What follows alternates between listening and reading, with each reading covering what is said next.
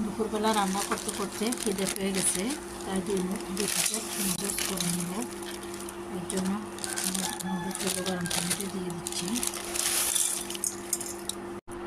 নুডলসগুলো খুব সহজভাবে করে নিব, জোর ঝামেলা কিছু করবো না। একটু রেখে দিই, এগুলো সিদ্ধ হয়ে যায়। নুডলসগুলো সিদ্ধ হয়ে গেছে, এখন এগুলোকে আমি একটু নামিয়ে নিব, নামিয়ে একটু ধুয়ে নিব। এখানে কড়াইতে তেল দিয়ে দিচ্ছি, এখন দিয়েছি পেঁয়াজ, এখন হালকা একটু লবণ, এখন নেড়ে ছেড়ে দিব।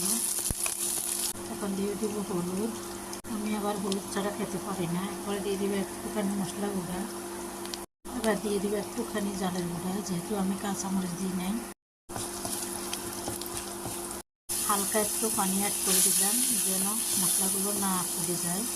এবার দিয়ে দিচ্ছি নুডলসে থাকা প্যাকেটের ভিতরে মশলাগুলো, একটু নেড়ে ছেড়ে দিচ্ছি।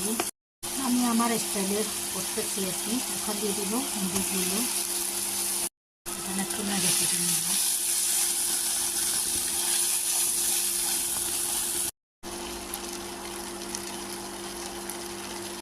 নুডলস ভাজা হয়ে গেছে, এখন পরিবেশন করে নিব। এই যে আমার নুডলস নিয়ে নিলাম, একটু ডেকোরেটর করছি, হালকা একটু ধনিয়া পাতা দিয়েছি। এভাবে আপনারা খুব সহজেই করে খেয়ে ফেলতে পারেন, অনেক মজা।